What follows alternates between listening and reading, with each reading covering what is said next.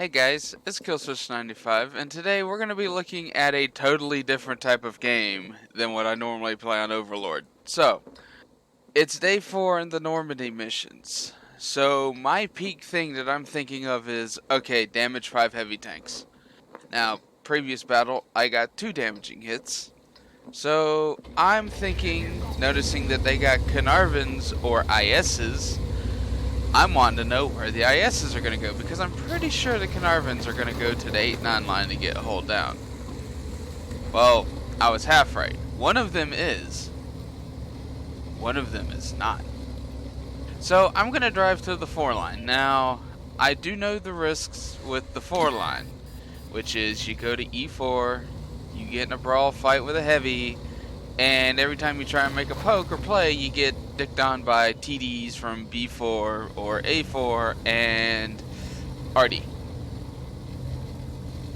So, with that in mind, I'm going to play this pretty cautious. I don't want to just YOLO out to the side. Immediately, I see one of those TD. Although, in retrospect, I probably didn't need to cower like this, because if I'm correct, I don't think that one has any view range.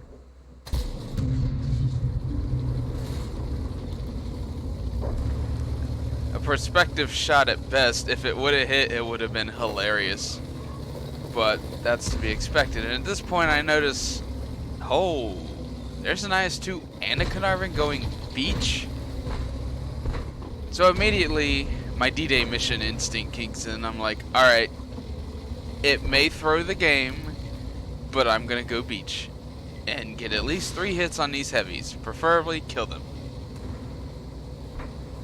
So that's exactly what I'm fixing to do. I'm gonna actually go beach on Overlord, which is what I always bitch at people about doing, because lots of times you get bogged down on the beach and the team just loses the 8-9 line. So with that in mind, I'm not gonna let myself get bogged down on the beach.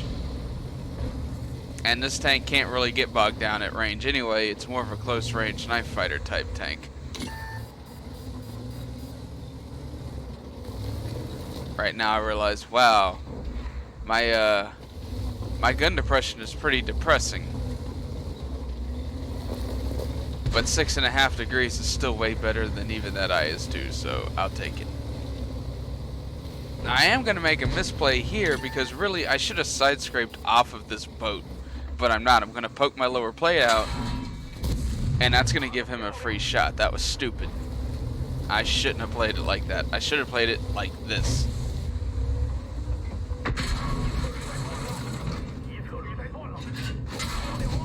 Because he shot me again, and this time it bounced off my side with my tracks. That's how you should have done it the first time. Killswitch? Yeah, I know. Thanks, Killswitch.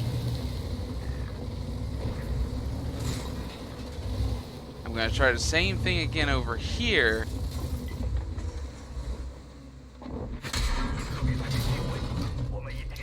And yeah, they both eat my track.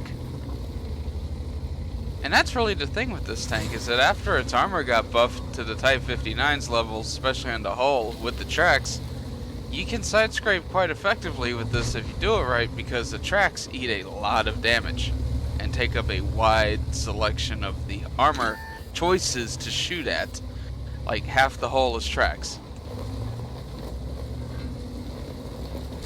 So I'm gonna try this one more time. Preferably I'm gonna bait out their shots, which I did because I've already realized playing the long game isn't gonna work. I gotta get under these guys and close the distance. So I'm gonna use these sand dunes and eat a shot from the charioteer.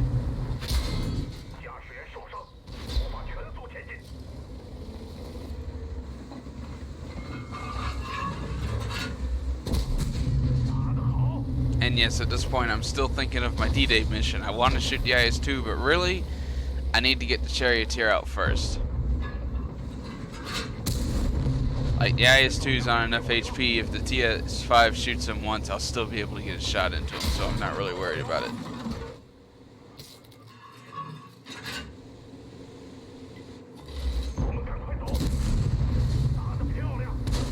Okay, mission completed.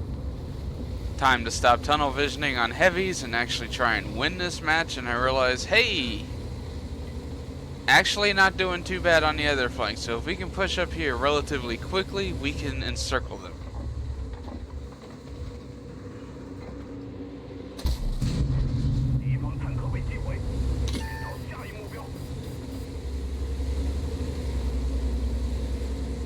I'm not exactly sure how our TS5 and the two heavies down here have been doing, but I've actually been having a solid game. AFK T71 helps a bit.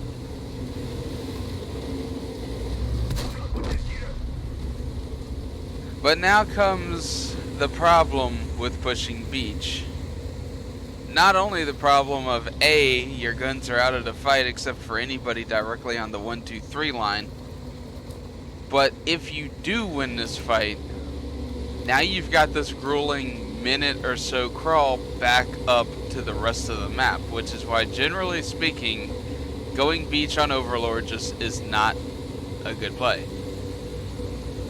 Especially if the enemy team has won the 8-9 line at this point, because they would know you're on the beach. They could set up a defense for you peeking up over these ridges. Fortunately for us, our Caernarvon AX has been having a pretty good defensive game and holding him back. So he didn't lose the 8-9 line. We pushed up the 1, 2, 3. And now we're going to encircle these guys.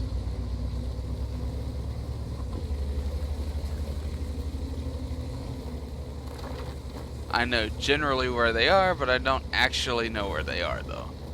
And no, the IKV isn't really a threat to pin me.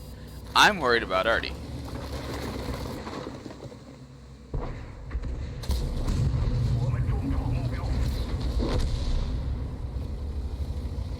So now I'm like, alright, where's Artie? There's Artie. Alright, easy kill. Well, fuck. Well, I know I can't die in one hit from him, so if need be, we'll just do this. There we go. It's alright, I cleaned up my mess, we're good.